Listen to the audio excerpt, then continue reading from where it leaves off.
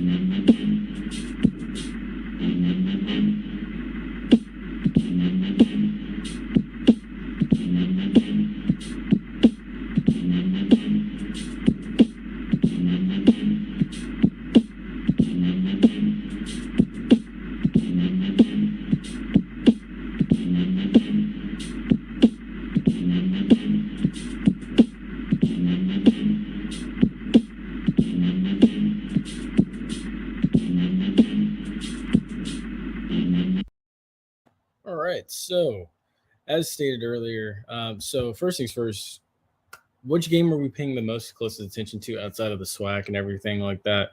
Because it could have an impact on the FCS playoffs. For me, honestly, and I look at it because both these teams are 7-2, and the fact too that this team is also the home team today, and this game is also favored by 9 points today.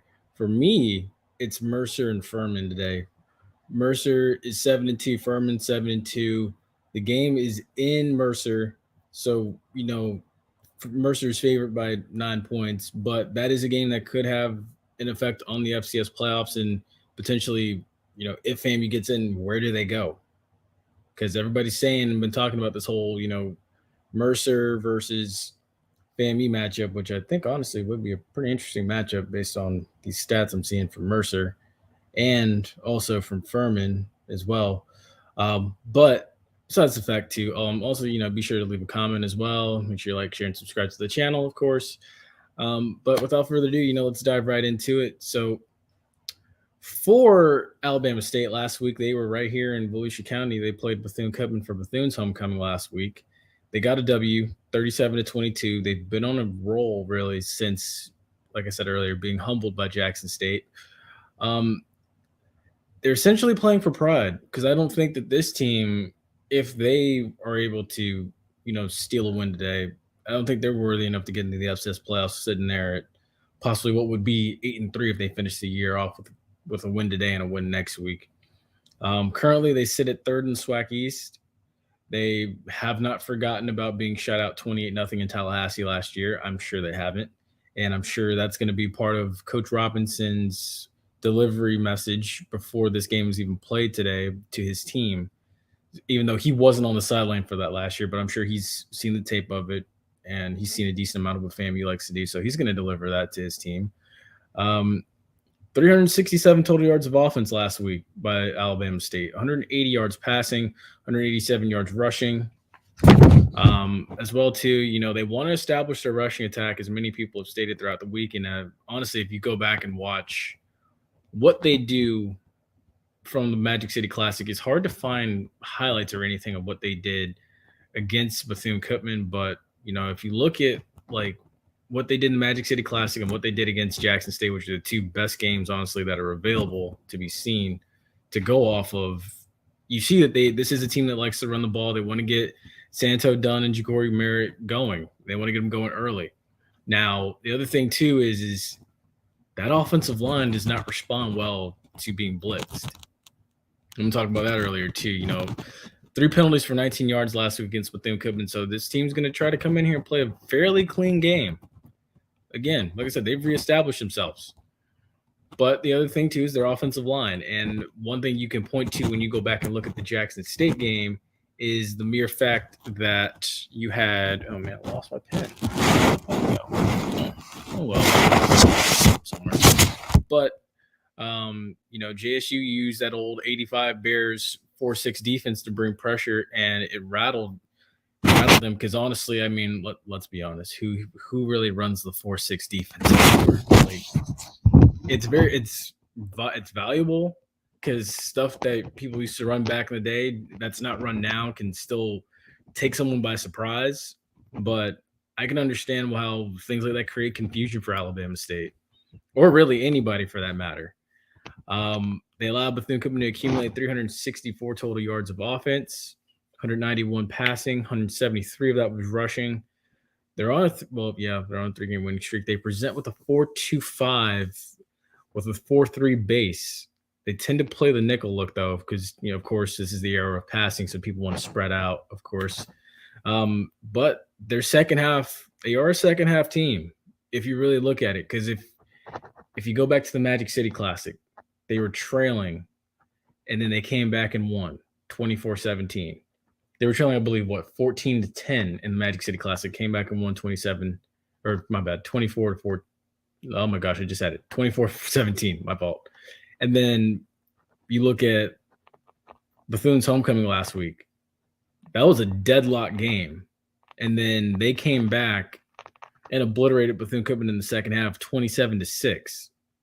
So this is a team that's going to play its best ball in the second half. They may start slow, but for FAMU, that means you have to play a complete game today in order to not fall victim to this second half surge that Alabama State has had these past couple of weeks. Now, as far as players to watch for Alabama State goes, you have Demetrius Davis. My God. 12 of 15, 171 yards, 1 TD. He also had 2 rushing TDs last week in that win. Santo Dunn, 6 carries, 63 yards. Ja'Cory Merritt, 10 carries, 45 yards. Jeremiah Hickson, 5 receptions, 68 yards in the lone TD reception of that game. And then on defense, the 2 players that stand out the most, Colton Adams. He leads that team with 60 total tackles on the season, 32 solo. And the defensive back, Keenan Isaac, also the leader in that secondary as far as statistics goes. 2 interceptions on the season, 15 total tackles, 11 solo of those total tackles. So those are the 2 players that stand out the most on defense. And even during that spring SWAC season, Colton Adams was someone that really stood out the most. And I think that he's found more of a resurgence under Eddie Robinson Jr. So he is a player to watch today. For FAMU, last week, of course, as we all saw, a physical game that they won 30-16 over Southern. You're averaging 24 points per game. So it's a step up by 1 point from where you were 2 weeks ago.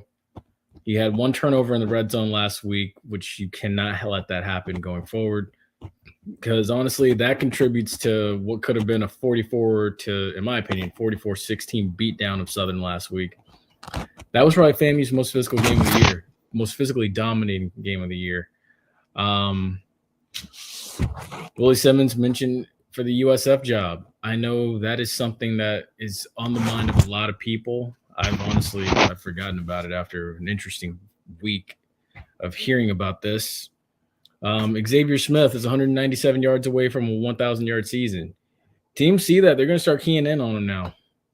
322 yards of total offense, 498. Well, I don't know why I put that. 322 yards of total offense. 224 of it was passing, 98 of it was rushing. So you want to improve in the rushing department today. So hopefully we can do that. They've defensively, Alabama State's been susceptible to the run, even though they do have the number 2 defense in the SWAC. Again, Eddie Robinson came in and he's got them believing. They play hard-nosed defense. They have athletes. They allowed 337 yards of total offense, did FAMU. 113 passing, 224 of that was rushing, and most of that was done by Bichon McCray last week. 7 of 16 on third down, 4 penalties for 35 yards. Not bad. A better game, but not bad. Still got a little bit of a ways to go. So I think both of these teams about dead even in the penalty department coming in. You could be ranked going into the Florida Classic too if you take care of business today. But you can't look ahead to the Classic because of today, because this is still a good team. So, and plus me personally, I trust this staff to have this team ready to where they won't be looking ahead a week. So I think Willie Simmons has delivered the right message. Your offensive line has found a rhythm over the past 2 games. One thing I will say, as far as this USF job goes, one thing we need to be mindful of is the fact that, how much of what's being said is just media hype and how much of it is just, what Willie Simmons says, take with a grain of salt. Part of it is when I'm hearing, and plus 620 WDAE is the radio station out of Tampa that first broke this news of mentioning John Gruden first for the USF job, and then Willie Simmons was second. That's 1A and 1B. Look, I don't know how true the whole thing with John Gruden is. John Gruden's well respected. Him and Jim Leavitt were close friends at USF when Jim Leavitt was there, and when John Gruden was coaching the Bucks. I don't know how true the whole rumor is of him going there, but at the same time, too, I got to say this: I can't fault Willie Simmons if he takes the interview or even if he were to accept the job. Because look, family over everything. Go get paid. Go secure the bag. It would hurt, but I understand if he did do it. But I also take what USF is trying to say and what people at USF are trying to hype up with a grain of salt. Because Tuesday night, if you listen to Willie Simmons' show, he also stated that he's never had any contact. Him or his agent have never had any contact with USF. So, sips tea. Not tea, it's actually water. But so the fact of him saying that he hasn't heard anything from them says a lot, even though they are saying that he's option 1B. But, part of it too with that is how much of what Willie Simmons saying is coaches talk and how much of it is actually true. Because honestly, for me, after seeing the way that, and I'm not relating the two situations, but after seeing how Jimbo Fisher had said for years how he hoped to stay at Florida State for such a long time, and then next thing you know, he was at Texas A&M.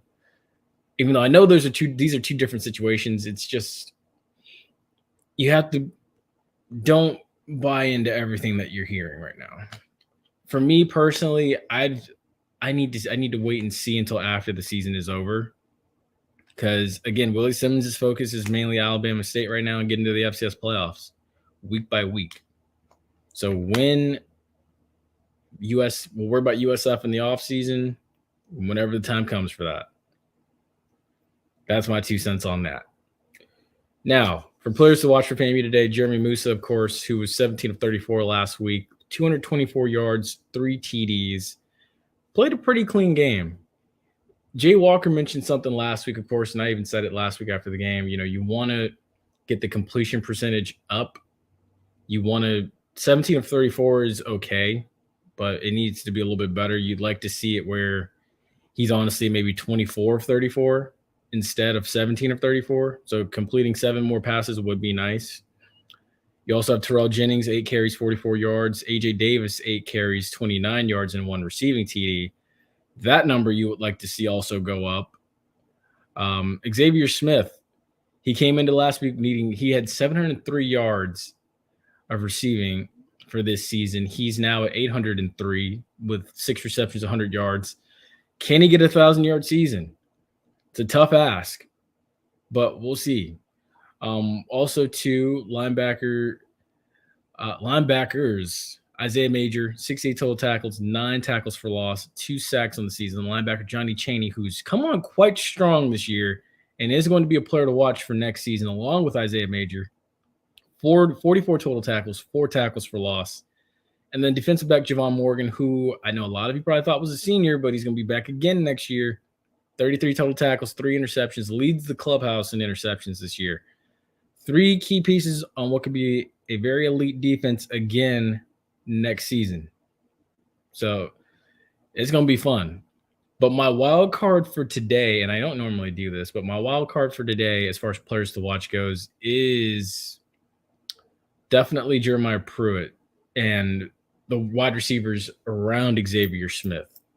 So I'm going to say all those receivers and tight ends because, again, like I've said weeks prior, I've said it multiple times, who's going to step up as the true wide receiver number 2? I'm glad to see that that's Jamari Sharee, but who's going to step up as the wide receiver number 3, 4, and 5? So guys like Darian Oxendine, people like Kamari Young, Jeremiah Pruitt.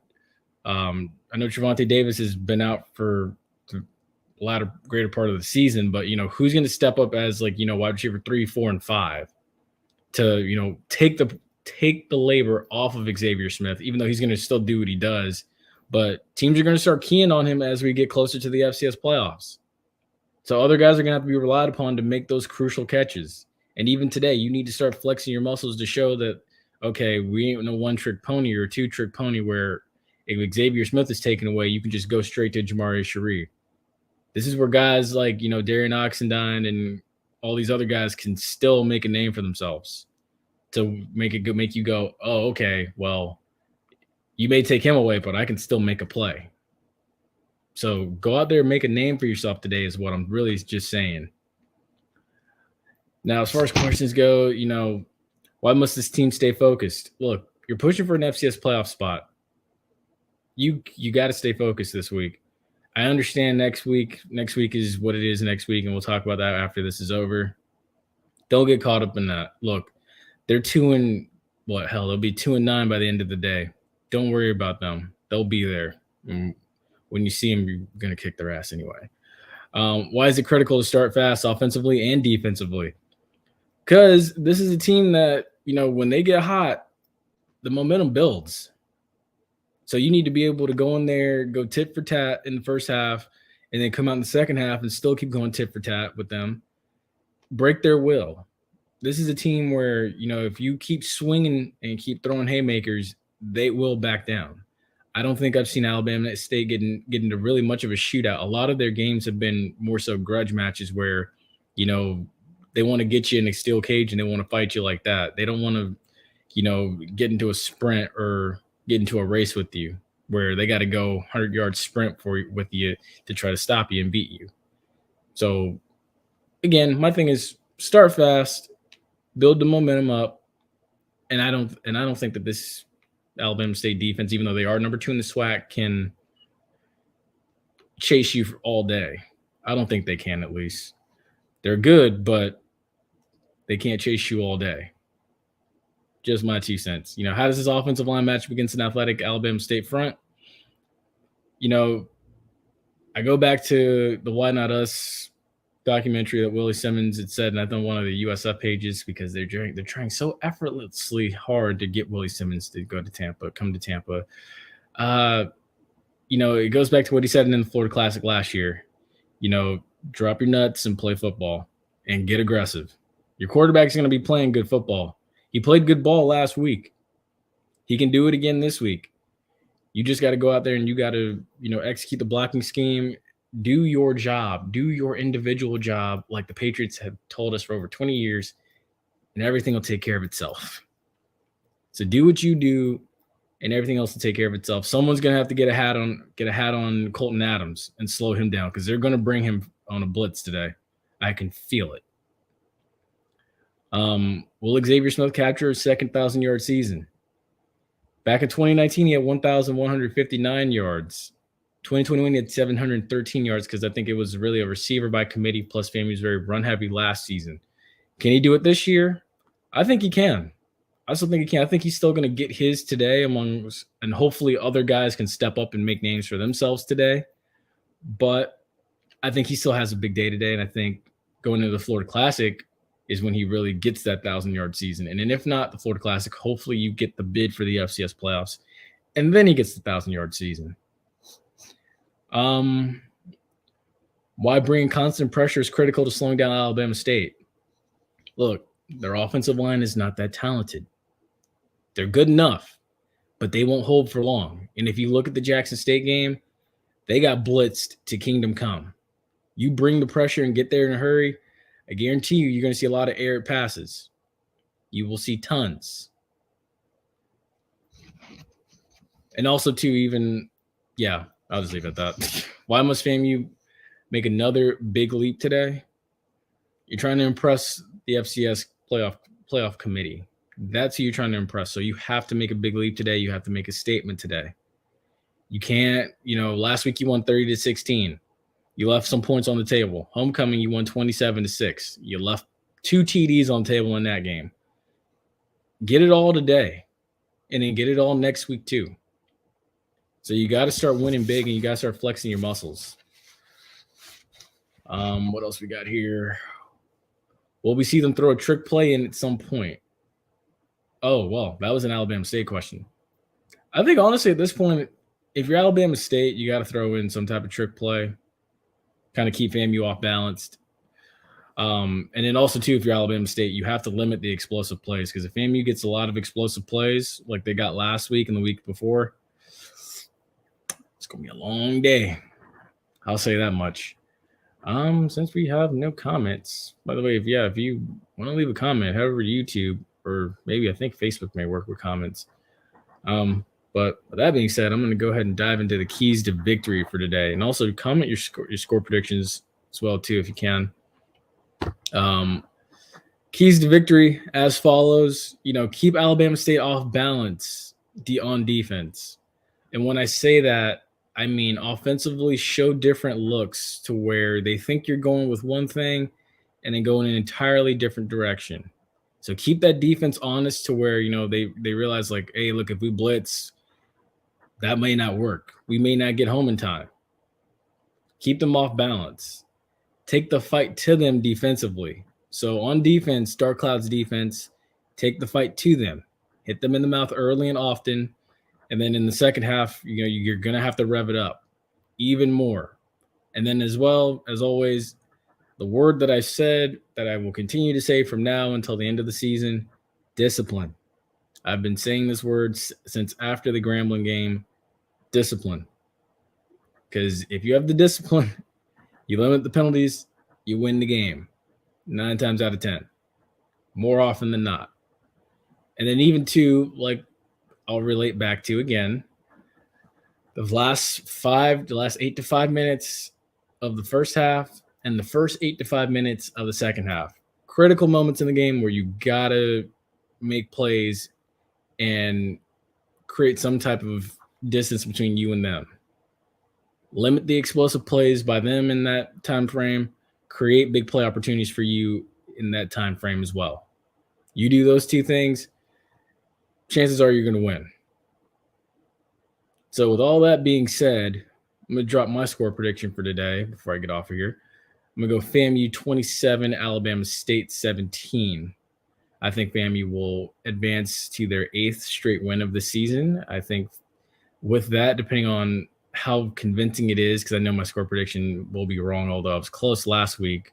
I predicted 31-17 last week, and we got 30-16, so I was off by 1 point for both sides. But I think depending on how wide of a gap this victory is. If they can win today, it puts you in a good spot to be ranked next week going into the Florida Classic.